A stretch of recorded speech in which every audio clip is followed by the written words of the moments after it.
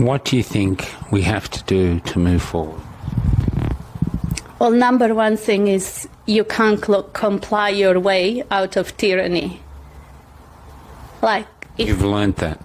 I have learned this. My parents have been through communism for 45 years. They've endured communism for 45 years. They tried to comply with it, and it only got worse and worse and worse. It never got better. You can't comply your way out of tyranny, and this is what the message that I would like to send out there. If people don't remember anything from this interview, it's just this. You simply cannot comply your way out of tyranny. You are either brave, you stand up now while we still have some freedoms left, while we can go out on the street and not get shot and killed.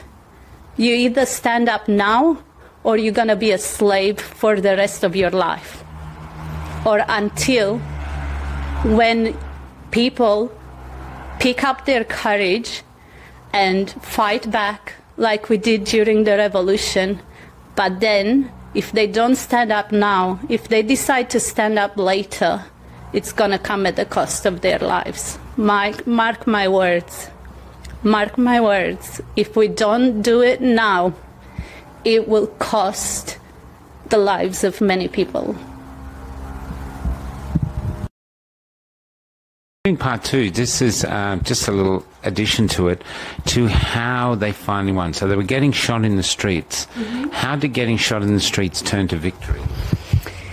Well, you won't believe this, but it wasn't. So I want to explain the difference between a protest and a revolution, because we often call our protests revolution. They are not a revolution, they are protests. Not that I have anything against calling them a revolution, but I just want to make that distinction, because in a revolution, they were there to win, and they said, we are not going home until this government comes down. Kill us, do whatever you want with us, we are not going home. In a protest, you go there, march around nicely and come home to your house. So there's a big difference between a protest and a revolution. So I just want to explain that. So people kept turning up. They went into the media stations and they chased the people out. And we were watching TV, and all of a sudden it's this line, zzz, like there's nothing happening. And we were like, wow, this has never happened on TV.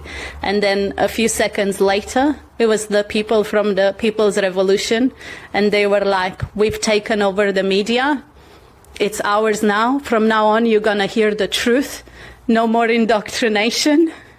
They would go into the police stations and or schools, all the government offices, and bring out all their crap and all their communist indoctrination books and whatever they had, and they would they made a big bonfire in the middle of the town and just burnt everything to the ground and chased them all out. And basically, but really, the way we won in the end is this, because the police and the army were ordered to shoot into the people. And they did it for a while, for a few days. But at some point, their humanity kicked in.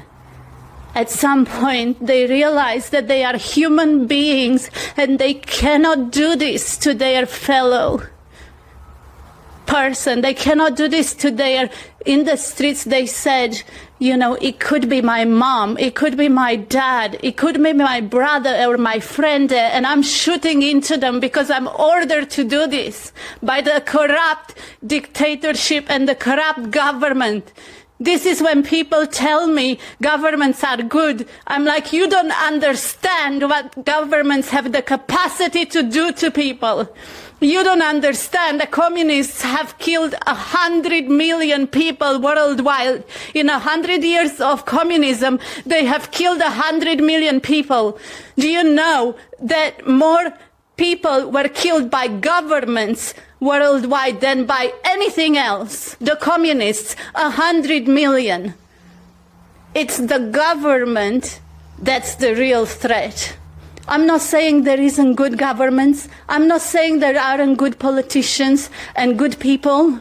But when the government goes rogue, when the government turns into a dictatorship, then we have the duty to stand up and defend ourselves and defend our freedoms and defend our families and defend our future and the future of our nation and the future of our kids. Sei sotto un cielo sbagliato.